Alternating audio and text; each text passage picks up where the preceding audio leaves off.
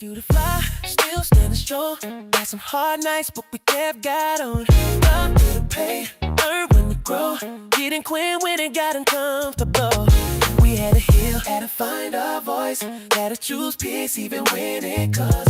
Not perfect people, but we show up real. Faith over fear, learning how to feel. This is life with the popes. Real love, real hope. Faith in the middle of the highs and lows. We talk it through, we heal, we grow. This is life with the popes. This is life with the popes.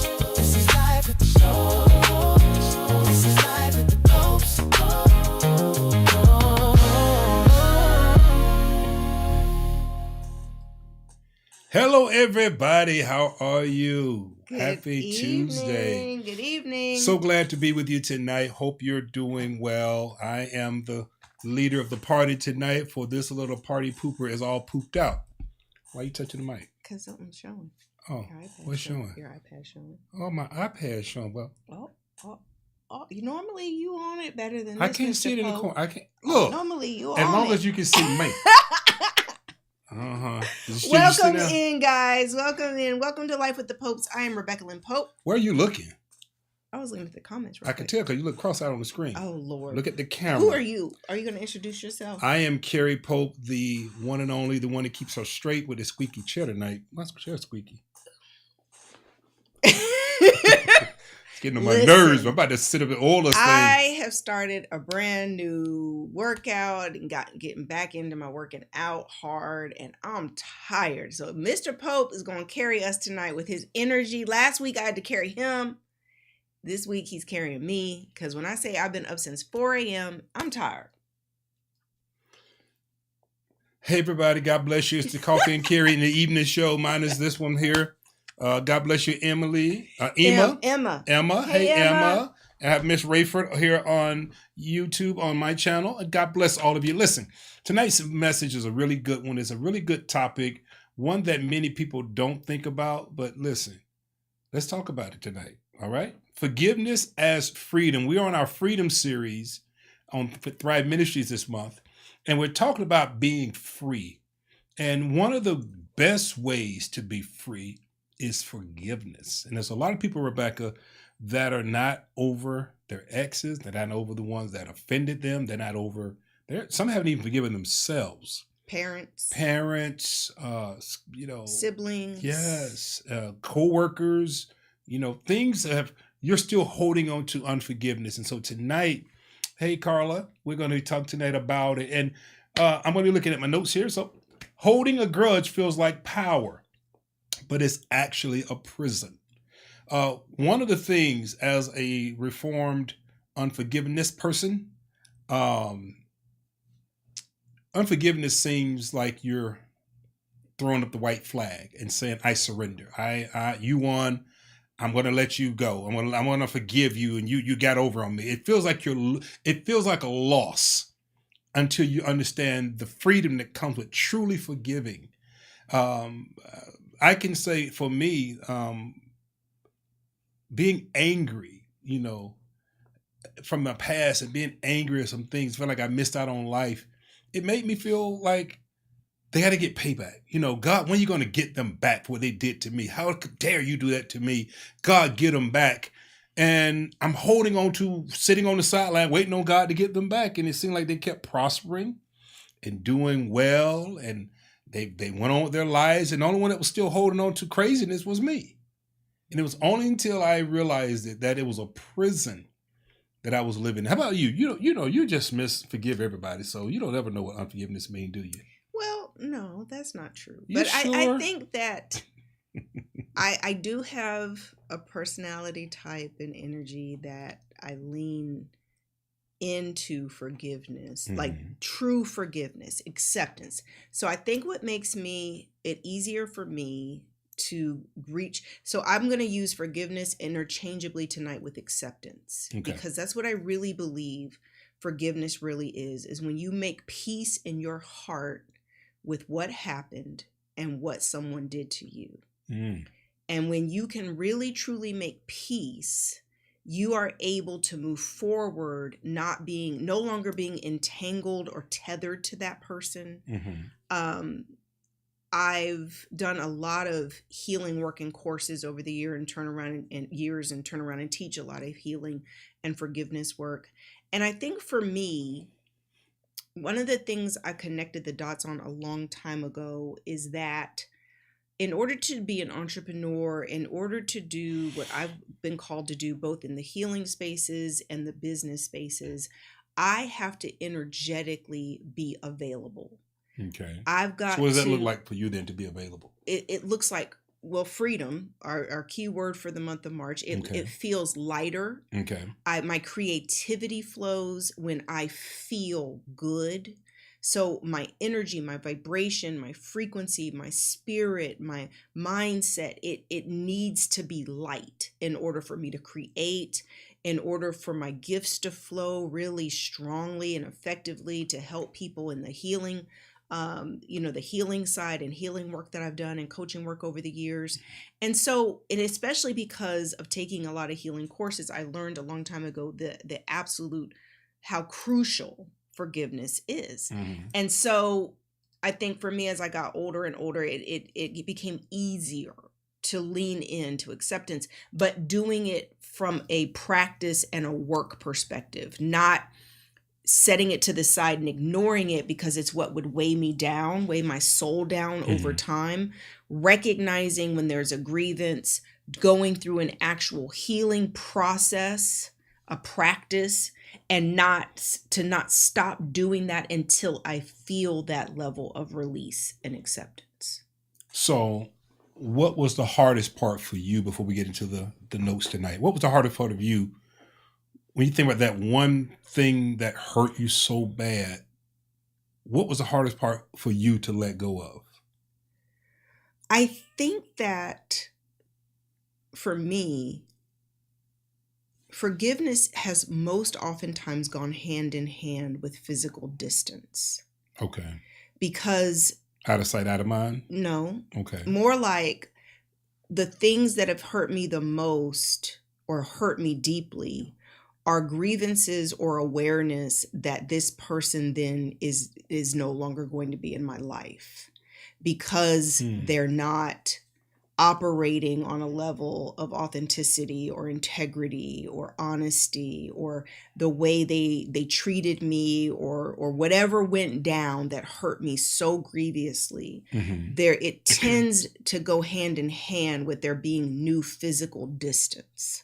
Okay. And so now the key though is what if you have to forgive, or you need to do the forgiveness work, and it's someone who's still going to be close to you? Because I think it's a little easier to forgive and release, and you're not around someone. So they're not, because one of the things I think that is hard, that I've seen a lot, is you forgive someone, you deeply, truly forgive someone, but you're still interacting with them, and then they hurt you again. Okay. And again, right? And so there's this repetitive grievance, this repetitive pain, and you keep trying to forgive, but at a certain point, there needs to just be distance, right? And I think it's a lot easier when you do distance yourself physically from people who are going to continually hurt you. When I think about some of the harder forgiveness work, is just when the pain or the injury comes from someone that you don't expect. It's one thing if somebody keeps showing you their colors and it's kind of like, okay, I'm not even shocked by this, you're hurt. But the deepest hurt, I feel like, comes from when you don't expect it. Okay. That's what my experience has been. How about you guys watching? What has been some of your deepest hurts that you had to, maybe you haven't forgiven. Maybe you're still holding on to the grudges. Maybe you're in a relationship, a friendship, a workship, you got parents that took advantage of you, maybe your children. But how many of you can say truly unforgiveness is something you found yourself struggling with and you want to let it go? And one thing I wrote down, it says, when someone hurts us, holding a grudge feels like control, like we can control or do a damage control. We can control how much you hurt me if I keep unforgiveness. So if I hold you at an arm's length, and if I keep working against it, then you can't. If I keep working, you can't hurt me. So I'm in control. Also, it feels like we're punishing them. They're not being punished if we let it go.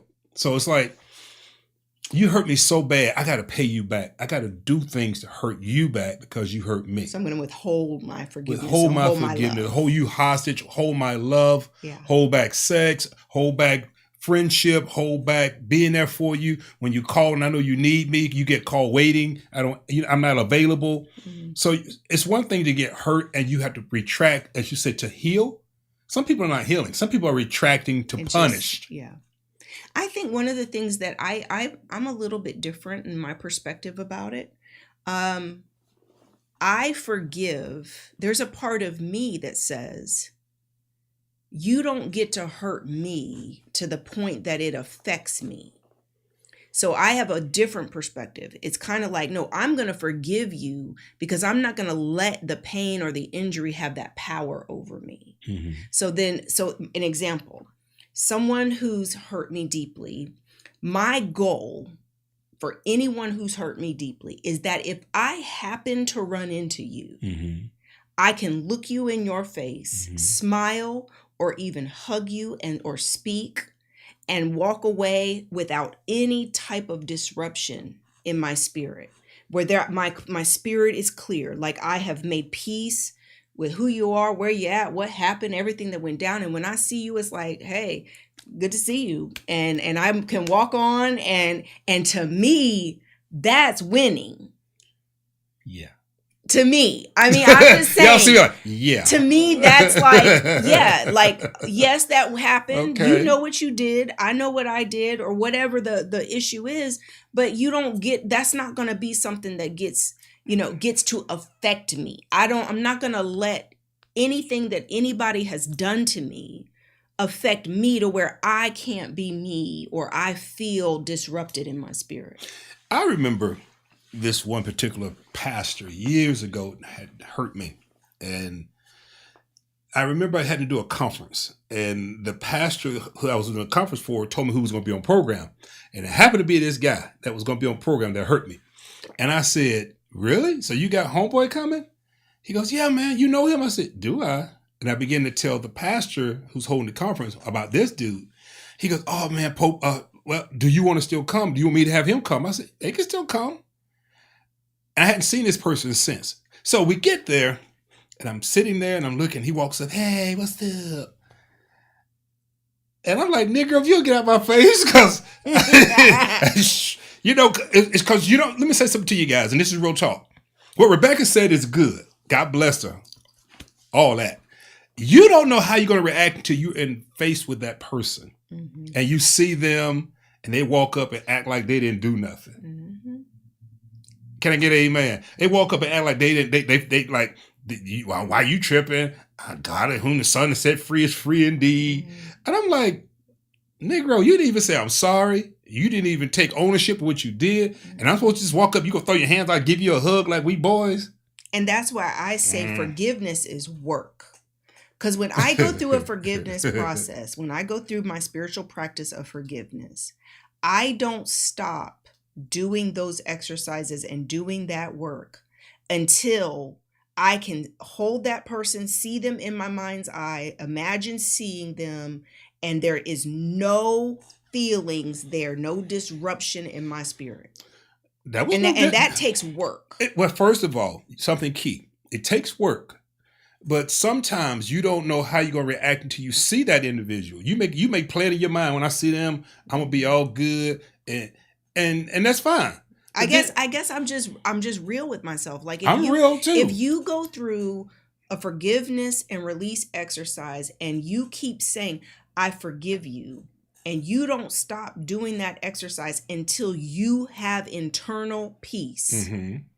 I've literally lived this for years. I'll run into that person out, and because I actually have gone through that cathartic process of really truly making peace with it, when I see them, it's no different than what I felt when I was imagining them in front of me. It's like I released them.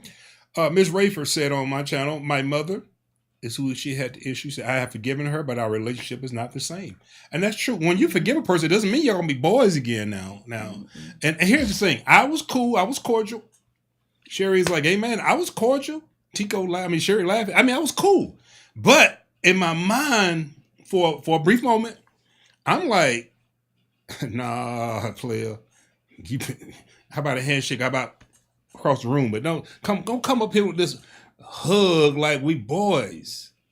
And so I had to do some more work because I realized, yeah, I forgave you, but I hadn't released because it affected me. If something still affects you, it's still some unforgiveness there. Yeah, there's unforgiveness. Now, you can forgive, but let it, like Rebecca said, forgive to the point where I see you, I've already let it go. So after I saw the individual, I came back and did some work, and I'm like, you know what?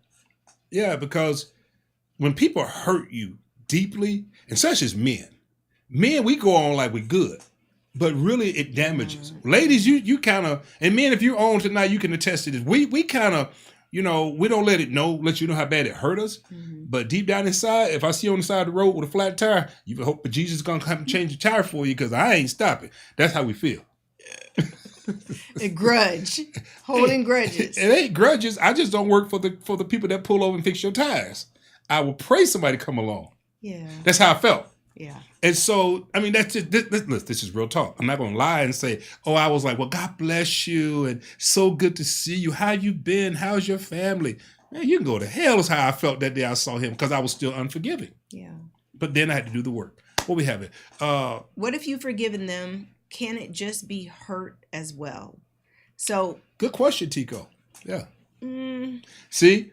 Ari feels it. Ari feels it. Ari said, I feel this. Come on, Ari, you feel me? No, if it still hurts, then the healing and forgiveness isn't complete. Now, here's the question. I'm going to get into it. Oh, we got some good comments coming. Whoa, what did it say? Good evening. Side note, Rebecca, your hair is everything today. Don't tell her that, Tiffany, because she said it in the camera, look at my hair. I'm like, oh, Jesus. I was like, okay. Thank you, Tiffany. It takes time to process and get it out of your... And okay, I'm so glad Tico made this point. Go ahead. Thank you, Tiffany.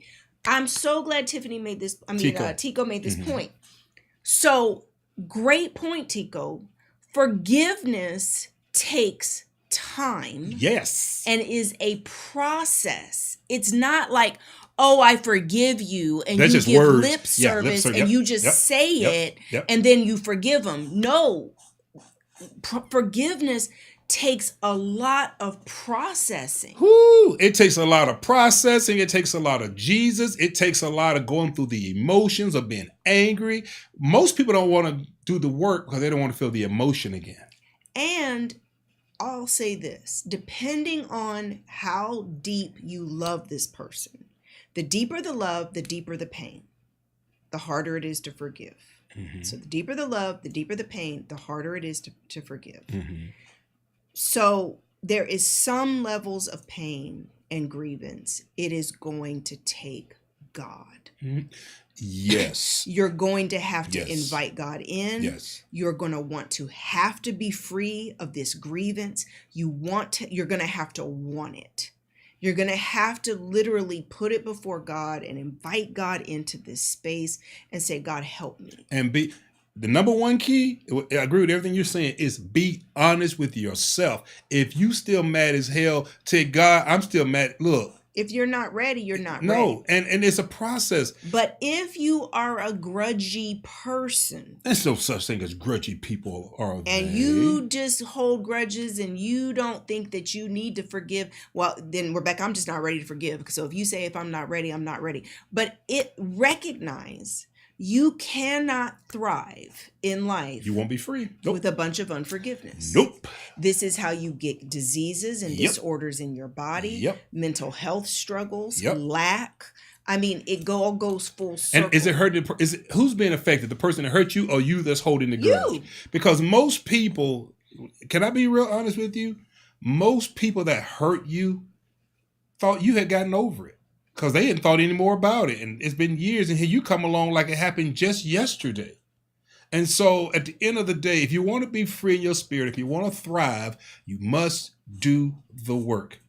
The second section of this thing, the second thing is what a grudge actually does to you. Rebecca touched on it.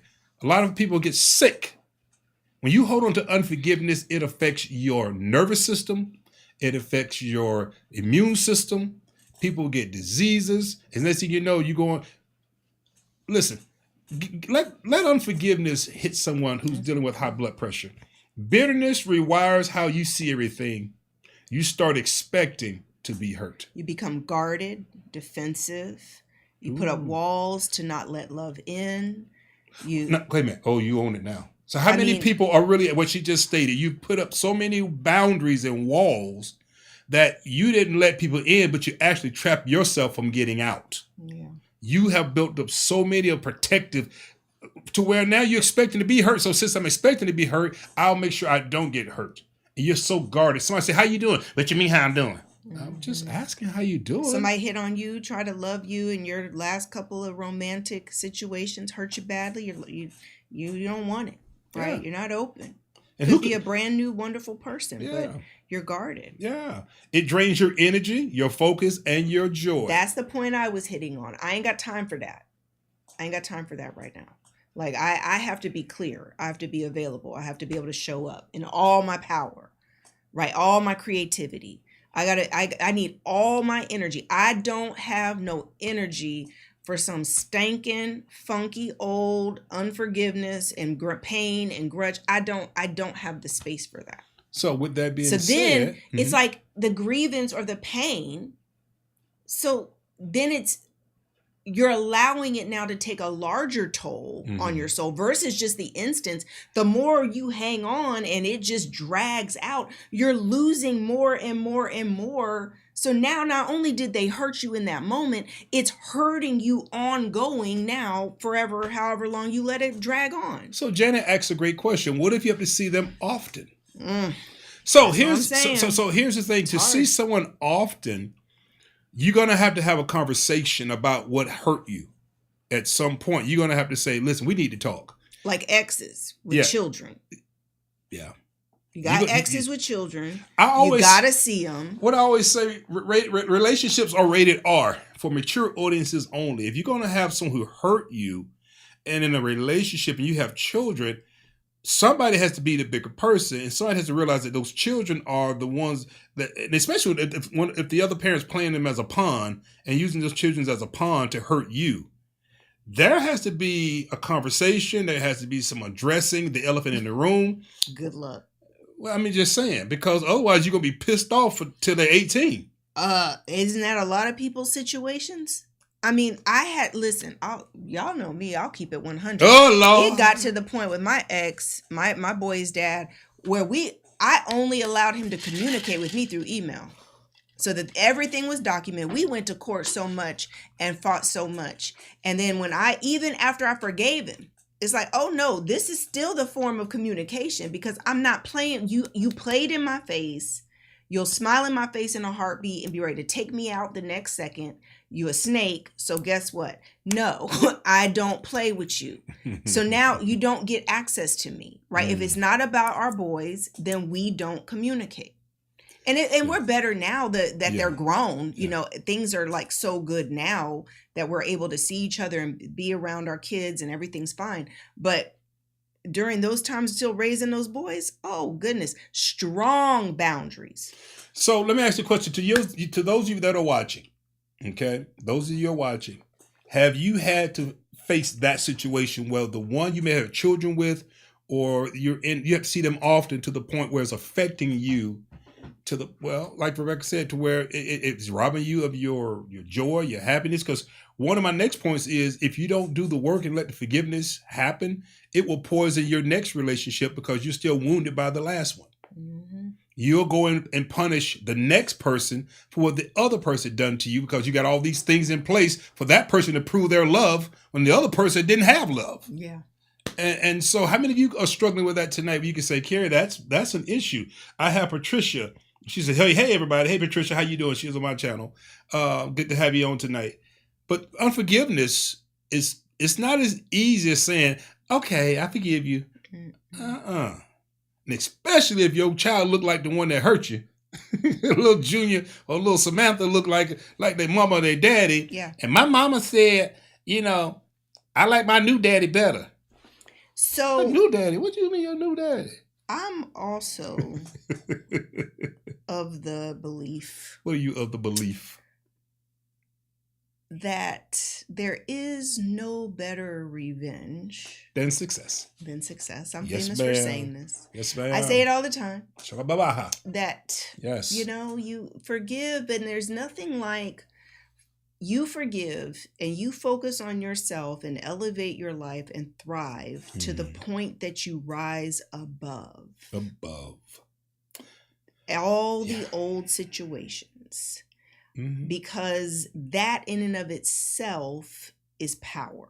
Yeah. And not to say, oh, we're just looking at power over people. No, I'm talking about power over situations, that the situations that should have took you no out. longer affect you, no longer, this sting you. It's like my ex, I just rose right on up out of it, shoot for the moon, right? No looking back. Now, so if I would see him, it'd be like, whatever, you know what I mean? So now it just becomes, they're acting petty. It's not even that big of a deal. I don't even give it that much energy, because you rise above it. Because that's the other element of forgiveness. It gives you a power to be able to rise up, out and away from people to where it doesn't affect you. Not like it used to. Yeah. Do you know how powerful unforgiveness is? Unforgiveness is drinking poison and waiting for the other person to get sick. Yeah. Famous quote. You're drinking the poison, but you're waiting on them to get sick. That's unforgiveness. It affects you spiritually to where you can't even access peace. You want peace, but the only way you can get peace is you got to let go of that which is robbing you of your peace. So, unforgiveness. Christy said, I've been there, taking out my pain from previous relationships into others. It takes hard work to let it go. It's worth it, though. Yeah. It is. It is. All right. Number 3, what forgiveness is not. Okay. Most people get stuck here. So let's address it directly. Forgiveness is not saying what they did was okay. Forgiveness is not trusting them again automatically. That's what Miss Rayford said over here. Just because you forgive it doesn't mean y'all go back to kicking the next week. No. Yeah, I've had people come back and apologize for what they did and ask if we can be close again. And there's some people I've had to just say no. Like, I forgive you, but no, the opportunity for us to be like it was, or the opportunity you had back then to have access to me, to think that we would be on a certain level of closeness, that time has come and gone. Mm-hmm. And I don't trust like I did then. The parts of that you've shown to me, or the pain that was inflicted, is to say, I'm good, right? I love you. I forgive you, but you're not someone that I want to be close in my life. And I get to hire and fire who gets to be in my life. Just because you love me or care about me does not immediately mean you have access to me. It has to be mutual. I get to decide who I allow into my inner circle of trust, who I get to be in my top 5 people who influence me, the top 5 average, or the average of the top 5 people closest to you. I get to decide who those people are. Like, so I'm very selective, and have become even more selective of who I allow around me as I matured, right? As you get older, your circle gets smaller. Yeah. Forgiveness is not forgetting what happened. Forgiveness is not letting them back into your life. Forgiveness is not even something that they have to know about. Yeah. You don't have to say, oh, I forgave you. No, I don't have to send out a SOS, I forgave you message. No, forgiveness is not a gift you give them. It's the door you open to give for yourself. Yeah. Forgiveness is not for that person.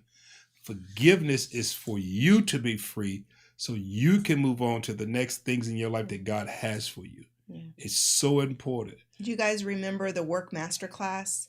And if you've been in any of my other healing classes as well, we go through a process where you have to go through a healing letter and forgiveness. And one of the instructions is that you are not to reach out to the person. You are not to send the letter. You're not to text somebody. You're not to, hey, by the way, I forgive you, right? Because you're just opening the door for more injury, more pain, right? It is personal. It's between you and God. You are cleaning up your side of the street. It's not even about them. And that's part of the tricky part, is that I think the enemy loves to try to make it about them when it's about your soul. It's about your energy, your spirit, you being able to walk out your life in joy and peace. It's not about them. No. So let's talk about what forgiveness actually is. Forgiveness is a decision, not just words. Not just a feeling. Decisions for feelings Forgiveness is a decision, not feelings. In other words, well, I feel like I forgive you. No, you have to make a decision. Yeah, it's not going to be easy. To say, I choose to let it go and let them go, or the situation go, whatever it may be. You make a conscious decision to say, I'm done. Because it's like you wake up one morning and you realize, I got to let this go. It's too much. If you go and if you go to the doctor's office, your blood pressure sky high, and they saying, what something's going on with you? What did you drink coffee? No. Are you upset? Well, because it shows. Man, listen. It shows. What we got? Tico says, what's interesting is how we know if God did the pruning. He's saving us from something we might not see. So the pruning may be the blessing. Tico, listen, you preaching tonight, because when I tell you I have had people get removed from my life, unexpectedly, suddenly, you were killing folks right now. Removed, right, from my life. And you're sitting there like, I'm talking decades in, right? Mm. And you're sitting there like, oh my God, are you serious? But it would never fail that whatever was coming next in my life, this person would have been a stumbling block. This person would have been a hindrance. This person wasn't a fit for what was next in my life. And if I'm really honest, for me, there's always been a slight element of disobedience inside of people and relationships that have hurt me and disappointed me, that I began to see that this relationship was expired. I began to see clearly their ways, right? I began to see the truth of who they are. You see how they treat other people. You see their decision making. You see their toxic habits. You see the mindset. You begin to see all this stuff, but you think that it'll never come around to you. You think that they would never treat you that way. You think that they would never talk about you that way. You think, and so when it's finally your turn, it shouldn't be a shock. Right? It's like we are intelligent. We can see how this plays out, but when it's our turn, we're shocked and we're hurt. And so one of the things I've implemented in my life is a much stronger vetting process for allowing people to be close to me, because I have to recognize, first of all, I'm particular. I just am. I'm really particular. And I can't be so quick to hire, because I'm going to have to fire you real quick too, right? So it needs to be a process of really getting to know people before you allow them full access to your life. Tico says it's 20 years in. And those are the relationships, Tico, that just cut you to the bone. Let me say something, guys. And I've noticed this in my life. Rebecca has noticed it in hers. And let's talk relationship for a second.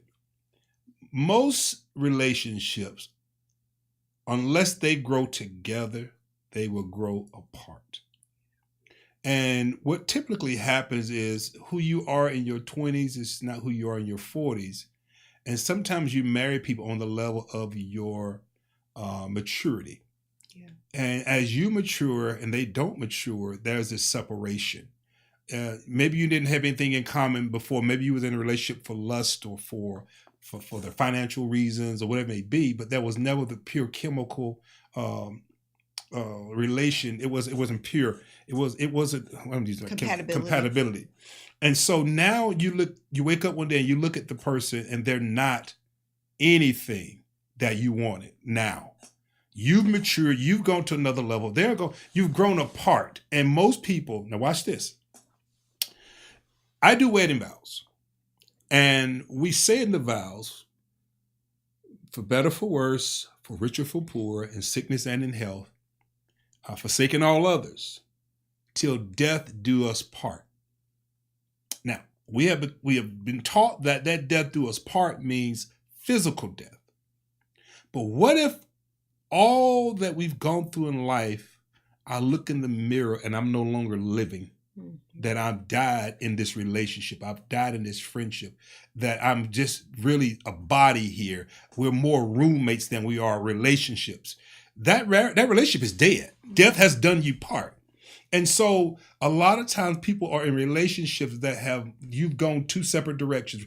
Rebecca and I, we know one of the things that we talked about is that, yeah, we wish we had met each other younger so we could have had children, but we're grateful we met each other older so we have processed through a lot of things that now we know what we want. A mature choice. A mature choice versus a lustful choice or I want a dime on my arm or I want a money man. No, now it's like, I just want somebody that I can love. They love me. We can have a peace of mind and we can relax and enjoy and grow old together. Yeah. All that other stuff that we used to chase when we were younger, that stuff doesn't mean anything. If you be honest with us right now tonight, how many of you can truly say what you wanted in your 20s, you don't want in your 40s, you don't want in your 50s? Romantic or friendships. It just and if it doesn't evolve, one of the things I think that's crucial too, guys, is if you have a growth mindset, not a fixed mindset, a growth mindset. If you are always working on yourself and you're always developing personally, you're always stretching yourself for growth, recognize that most people are not like that. And what I began to realize as I analyzed myself and my relationships and connections is that I'm always growing. Like where I was 3 months ago is not where I am now. Where I was a year ago is like a completely different person than I was a year ago. And so in friendships, most friendships and relationships are built on compatibility. Well, if you meet someone at a certain point and you have a lot in common, it doesn't mean if you're not stagnant and you're growing, you're pacing out here and you're changing. The core of who you are can keep evolving and changing. You may not even realize some things about yourself that you come into in different chapters of your life. And all of a sudden, this relationship that used to be built on this commonality or these major compatibility points aren't so compatible anymore. Yeah. And so long term, when you are someone who's always growing, so unless you get around other people who are growing as well, it can be very difficult. I have friends right now and women in my life that I met a year or two ago that I have more in common with than friends I've had for 20 or 30 years.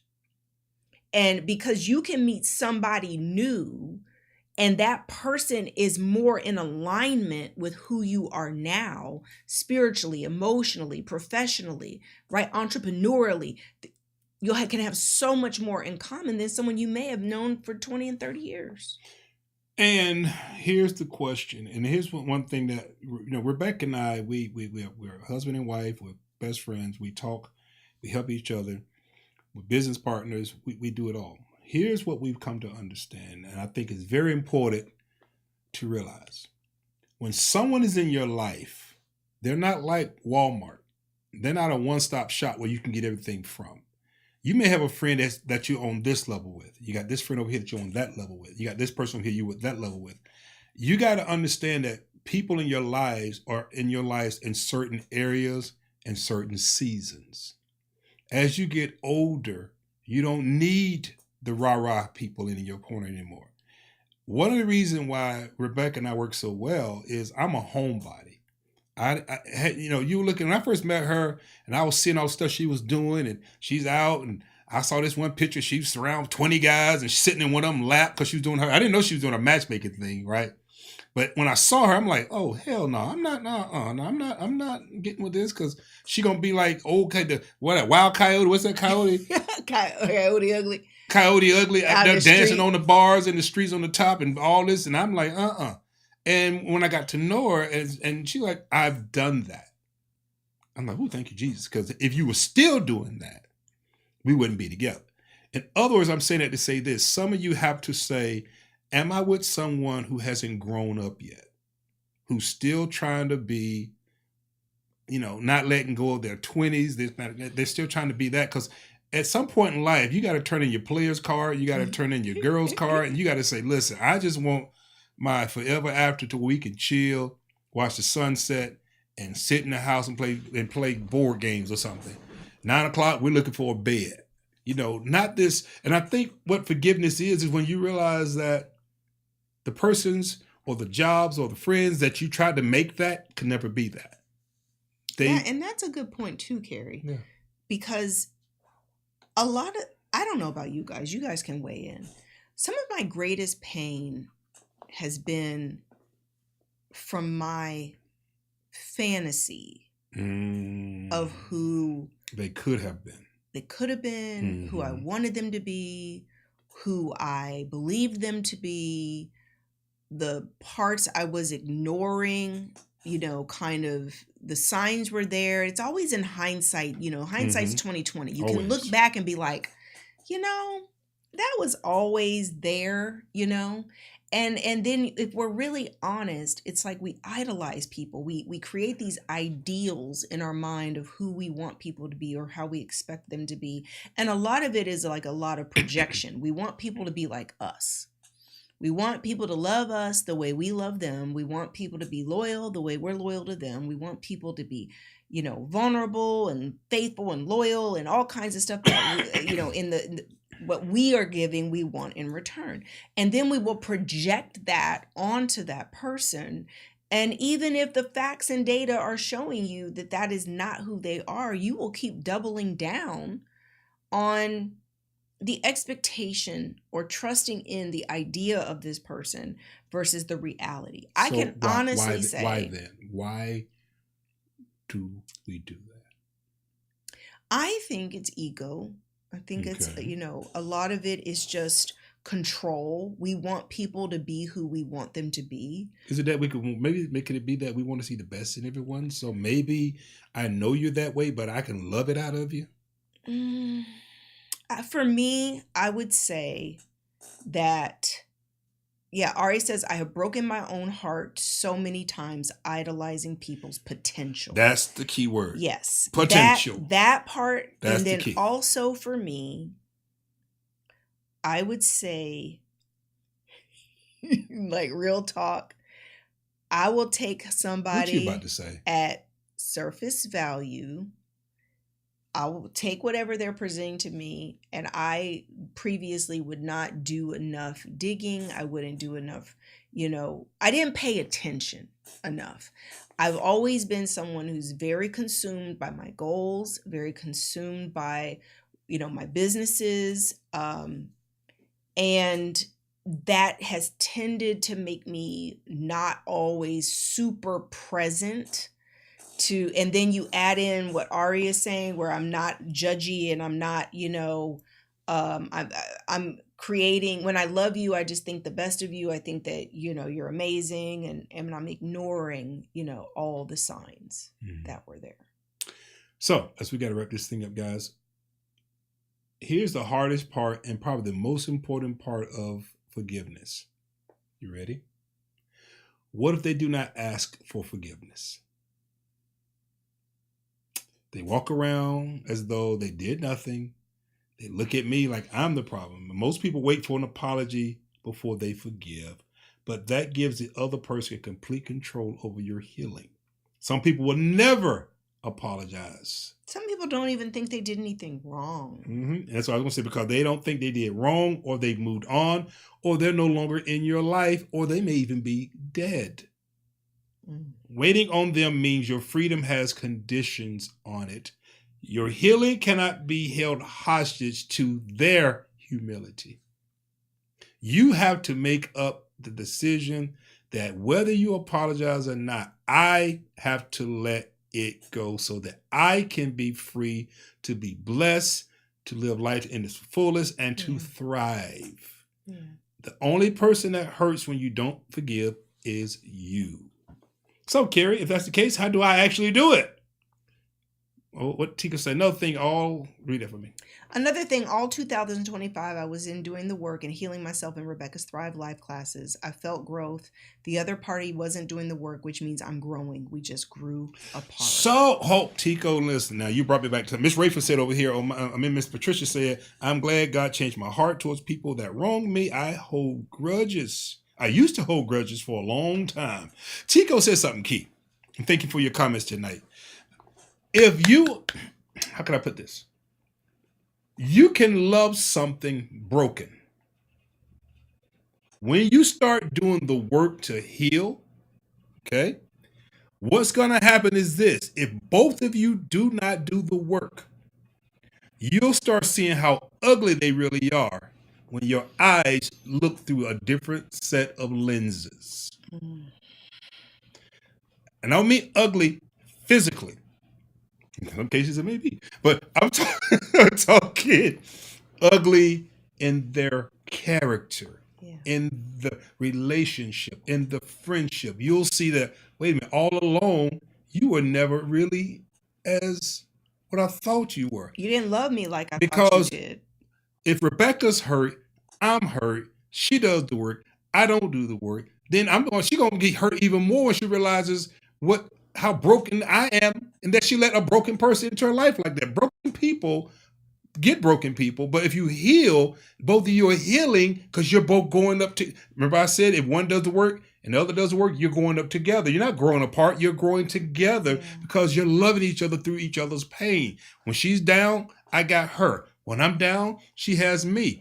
But if I'm the only one doing the work and you acting like you ain't have nothing to work on, we're going like this. We're going in opposite directions. And what you're saying there, Teacup, that's the key. It goes back to unequally yoked. Well, at that time you become unequally yoked because if you, how can two walk together unless they agree? Yeah. If you're not going in the same direction, you can try to make those scriptures as deep as you want, but it's pretty simple. Mm-hmm. You have to be going in the same direction to be able to hold hands and go together. That part. If you're going in totally opposite directions, if your goals and targets are completely different, you can't go anywhere together. Nope. So, as we close, how do you actually do what you're saying? Forgive. 1 second before you go into that, because I know some people will jump off because we're at the end of our hour. Sure. We have a brand new YouTube channel for Thrive. I'm putting it here, guys. We are beginning to build our Thrive channel. We don't have any content over there, but we need you to subscribe because we're going to start putting all of our Thrive content over on our brand new YouTube channel. In other words, you got 2 weeks and we ain't going to be on these channels here now. We're going to be over on Thrive. We're going to be over on Thrive. So please make sure you subscribe over there because we're going to make a transition. Yeah. Our team is about to put all the content up over there and all our replays from the Life with the Popes, and our Sunday service will be over there as well. So Thrive is going to have a new home over on our brand new YouTube channel. So please make sure you subscribe to that, and we'll also send it out in an email as well as a reminder. And we will push you. We won't just go ghost on you. Yeah. But eventually you're going to look for us. We're going to transition. Real quick, Miss Rayford said, that was me with my daughter's father. I thought he would change when we got married. I was so wrong. Listen, you can't love people to change. I'm sorry. Oh, look at that. Just subscribe. Yay. Done. I love action. Thank you, guys. So here we go, guys. Don't hang up real quick. Homework. Practical steps to forgive. This is practical steps, not just a concept. Number 1, name it. Say out loud or write down actually what they did and how it made you feel. Rebecca taught me something very, very, very profound. I don't like writing. Writing is how you get it out on paper. You look at it, it works. Number 2, own your pain. Don't minimize it. It hurt. It broke you. It's real. Okay? First of all, you name it. Second, you own it. Number 3, make a decision. I choose to release this person from the debt I feel they owe me. I release you. Number 4, pray it or say it. Speak it out. Words have power over the mind. Don't just write it, but then turn around and say it out loud. I release you. Repeat it when the feelings come back. Because let's say this. Just because you said it doesn't mean the feelings are going to leave. Just keep doing it. Keep doing it. Repetitiveness. When you see that person, say it again. When the feeling comes back, say it again. You take authority over that situation and you speak it until it becomes your reality. And number 3, and this is so important, get help if you need it. Some wounds are so deep that you need a counselor, a therapist. I have a therapist. She have a therapist. We have a therapist. You need to have someone that is trustworthy, that's not your girlfriend or your boy. A therapist that is licensed and practiced in helping you deal with these deep traumas. Yeah. Because you get with your boy, he may say, you right to feel the way you do. Forget that heifer. And here you are mad even more. No. Okay? So, forgiveness doesn't mean what happened was okay. it means you are more important than what happened. Hey. Yeah. That was hot, wasn't it? Yeah. Good. All right, Rebecca, you want to close us out with a prayer or some words of encouragement? You got the close on here. Listen. Anybody have any questions, comments? Oh, Forgive. What can they write us? If you want to give a donation, you want to partner, if this has been helpful to you. Yeah. You can make an offering. Let me do the same on my end. Love offering. If this message has helped you. Life with the Popes is part of Thrive Institute and Ministries. We are brand new and we are continuing to grow and to build. So we appreciate all of your support. If this has helped you, you can sow a seed and a love offering there at that link. And let me put it up on my page. We appreciate all of you so much. So much. Thank you for tuning in. We didn't even send out a reminder email tonight. I have been low energy this afternoon. These exercises have been kicking my booty. But I appreciate you for showing She's going upstairs and cook a 5-course meal after we finish. No, I'm getting in my bed. I've got to eat some noodles. I got to eat noodles. You going to do your husband like that? The man that was fruit. I done had enough fruit. So we appreciate you. Make sure you subscribe to the new channel. Make sure if you're giving a love offering, if this message helped you, thank you so much. Hold on. What's the new channel? Put on mine. Type it in mine for me. Oh crap, Carrie! I already got off of it. No, this is my page. I know. I'm saying I don't have it pasted. I just copied and paste. Oh well, paste it and send it to me. It's Thrive. Just send it to me real quick. I want to put it on my page as well. So I don't want people saying, "Well, I don't know what new channel you're going to," because they're not on your channel.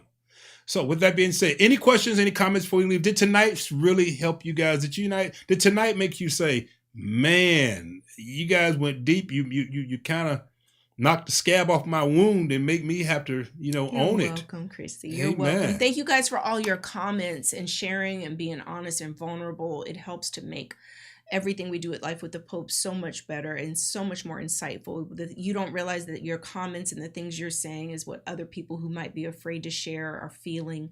So sharing and then us, commenting on it and talking about it really helps. So it's a discussion. Yeah. It's a conversation. And that's what it is. It's like you're sitting in the living room with us and we're having a conversation and we're having a powwow and talk about, hey, and if you notice, think about Rebecca and I, we talk about our own lives. We talk about what we've gone through because we're blessed to have made it through in our right minds, still wanting to have love and believe in love. She told me one time, I can't believe you still believe in love after all you've gone through. Yeah. And, Carrie's many of you are the courageous. same way. Love it takes courage to love and put your heart in someone's hands. Yeah, after Period. Great loss. It takes that.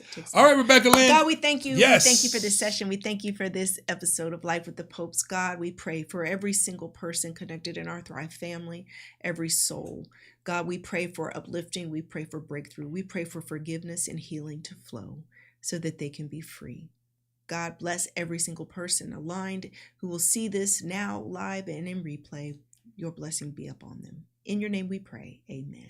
All right, guys. Blessings and abundance, as you love to say. We love you guys. We'll see you. Take care. Bye-bye.